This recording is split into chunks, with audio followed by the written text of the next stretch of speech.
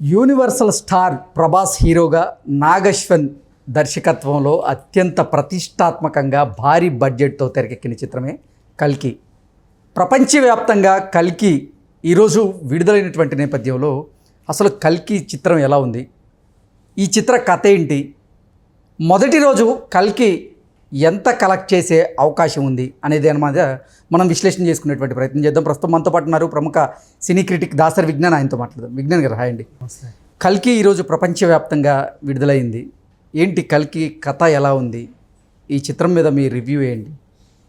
First కట్టే కొట్టే తెచ్చేలాగా అసలు కల్కి ఏంటో మాట్లాడుకున్నాం. మనకి కృత, త్రేత, ద్వాపర అండ్ కలి 4 యుగాలు కలిస్తే ఒక మహాయుగం.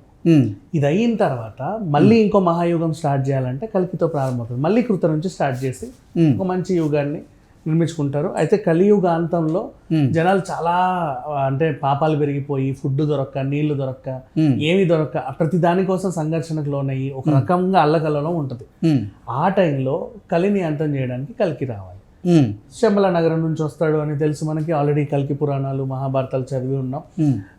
ఇట్లాంటి ఇతిహాసాలన్నీ జోడించి కల్కి అనే సినిమాని అటు సైన్స్ ఫిక్షన్ అండ్ ఇటు పురాణాలు కలిపి మిళితంగా ఒక సినిమా ప్రజెంట్ చేశారు నాగశ్వన్. ఓకే. అండ్ అదొక పెద్ద టాస్క్ అని చెప్పుకోవాలి.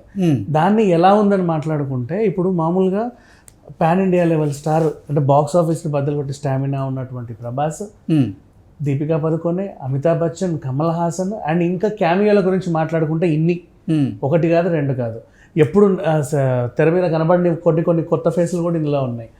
ఇట్లాంటివన్నీ మెయింటైన్ చేసే సత్తా ఉన్నటువంటి, అంటే ఆ టైప్ క్యాస్టింగ్ అనేది ఇప్పటివరకు ఒక సంచలనం అని చెప్పుకోవచ్చు.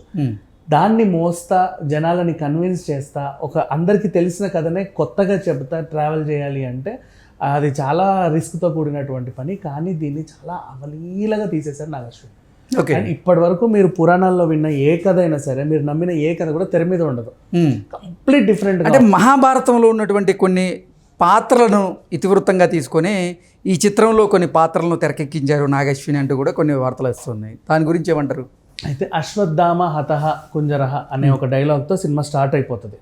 సో పాండవులు మొత్తం వీళ్ళ వంశాన్ని అంతా సర్వనాశనం చేసి ఇంక ఎవడూ లేకుండా చేసిన తర్వాత ఇక అశ్వత్థామకి ఇంకా ఒళ్ళు మండి ఏం చేస్తారంటే, ఇక లాస్ట్కి ఉత్తర గర్భంలో ఉన్నటువంటి అభిమన్యుని ఆ పిల్లోడిని కూడా చంపేస్తాడు. నెక్స్ట్ ఆ తర్వాత ఇంకా కృష్ణుడితోనే యుద్ధానికి వెళ్తే కృష్ణుడు అతన్ని దగ్గరికి వచ్చి తన్ని ఆల్మోస్ట్ ఇంకా చంపకుండా మణిని తీసేసుకుంటాడు.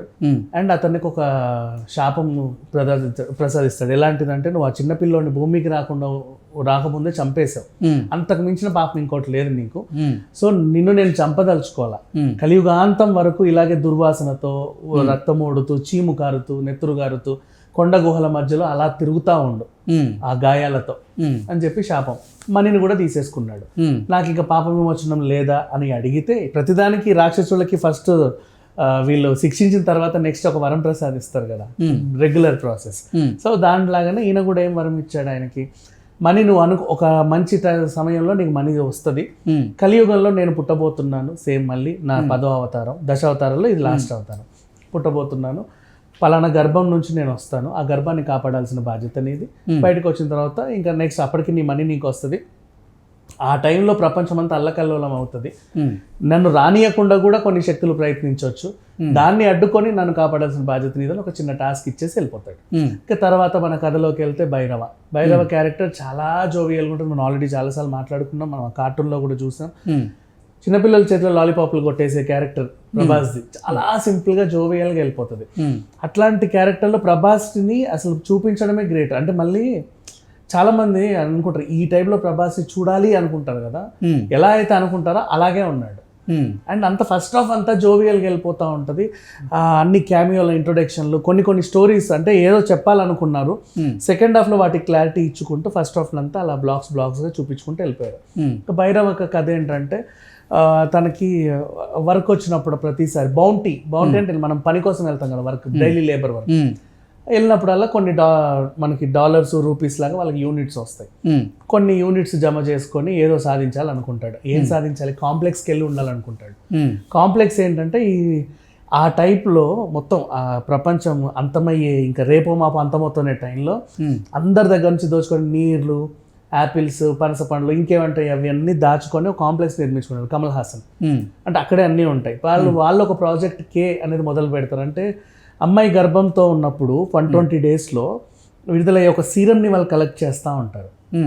వాళ్ళ కంట కనబడకుండా చాలామంది కాపాడు. బట్ అఫ్ కోర్స్ అప్పటికే స్మాష్. బట్ దీపికా పదుకొనే 150 రోజులు మోస్తుంది తెలియకుండా. అయితే ఆ సీరం కలెక్షన్ చేసే దాంట్లో ప్రాజెక్ట్కి దాంట్లో వాళ్ళు నిమగ్నమై ఉన్నారు. వాళ్ళకి కనబడకుండా ఈమె కాపాడుకోవడం. వీళ్ళ ఎపిసోడ్ ఒకటి. అంటే నెక్స్ట్ ఆ కడుపులో నుంచే మన కల్కి జన్మిస్తాడని తెలుసుకున్న అశ్వత్థామ మళ్ళీ రావడం. నెక్స్ట్ కమల్ హాసన్ ఇతనికి ఒక టాస్క్ ఇవ్వడం, సుప్రీం యాస్కిన్ కమల్ హాసన్ పేరు, భైరవకి అక్కడ వెళ్ళాలని ఉంది కదా, నీకు ఎక్కువ యూనిట్స్ ఇస్తా, ఒక పని చేసి పెట్టు, ఆ గర్భాన్ని నాకు తీసుకొచ్చి ఇచ్చే.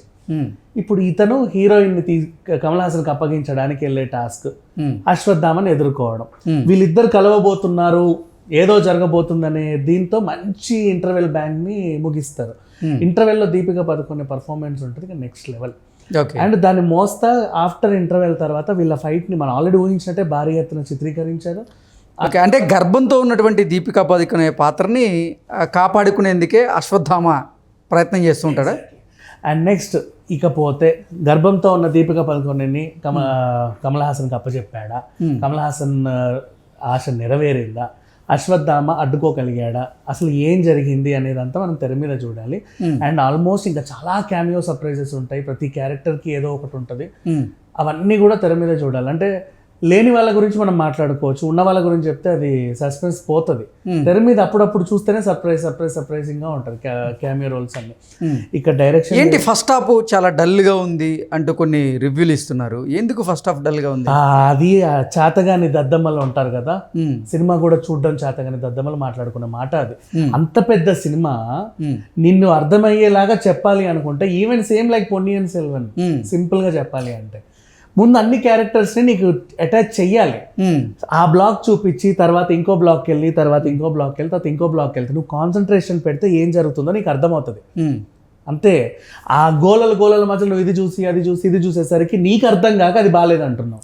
మరి కొంతమంది ఏమో అసలు ఈ కల్కి మూవీలో హీరో వచ్చేసి ప్రభాస్ కాదు అమితాబ్ బచ్చన్ అంటూ కొంతమంది చెప్తూ ఉన్నారు. ఏంటి అసలు?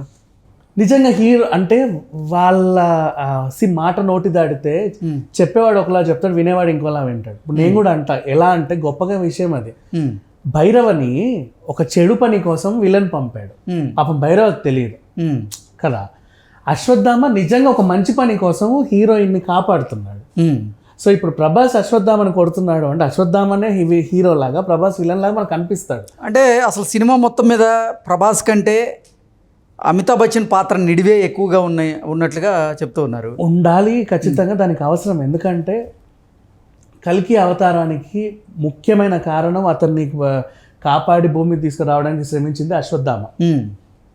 Bhairava character is nothing but a కర్ణుడి క్యారెక్టర్. దాని గురించి వాళ్ళు మళ్ళీ మనం చెప్పుకుంటూ వెళ్ళాలి. రివీల్ చేస్తారు మీరు అయితే. సో ప్రాబ్లం ఏం లేదు, అంటే చెప్పాల్సి వచ్చింది.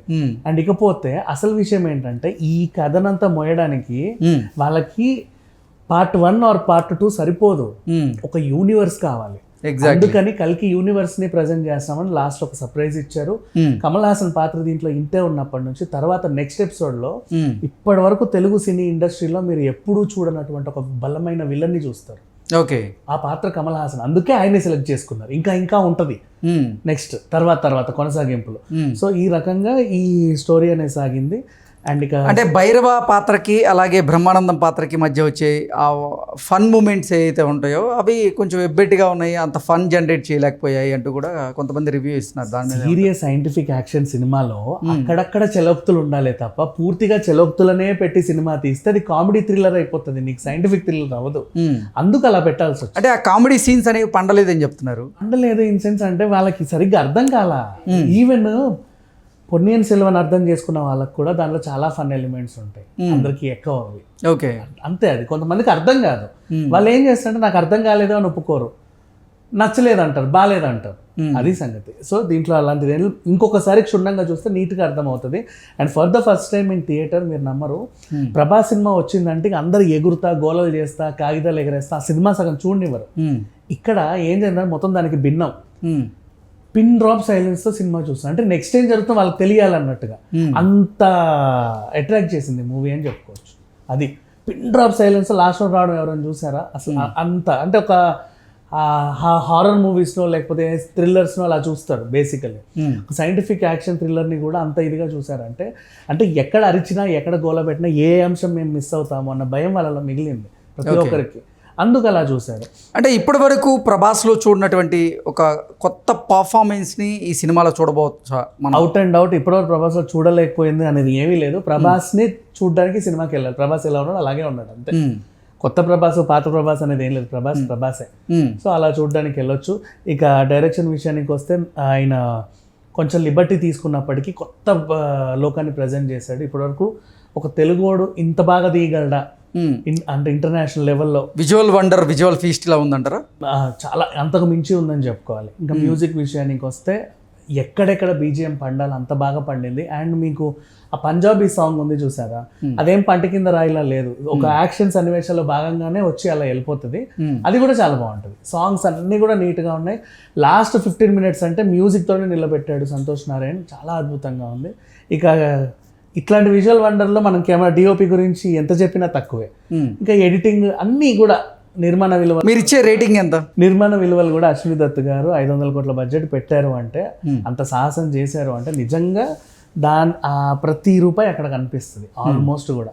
అండ్ దీని కలెక్షన్స్ ప్రకారంగా చెప్పుకుంటే కూడా ప్రీ బుకింగ్సే 378 crores ఆల్రెడీ బుకింగ్ అయిపోయింది. అందులో 168 రెండు తెలుగు రాష్ట్రాల నుంచే వచ్చింది. ఇది ఒక వండర్. అంటే ప్రీ బుకింగ్ అంటే 3 రోజులు కలిపి అడ్వాన్స్ బుక్ చేసుకున్న వాళ్ళు అనుకోవచ్చు.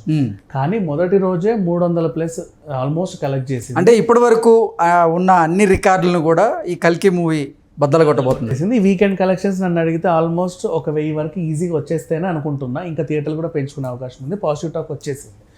ఇక ఈ సినిమాకి రేటింగ్ ఇవ్వడానికి నాకు అర్హత లేదని చెప్పుకోవాలి.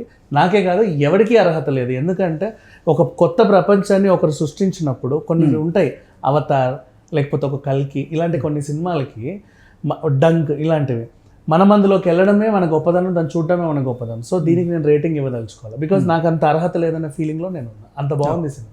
ఓకే.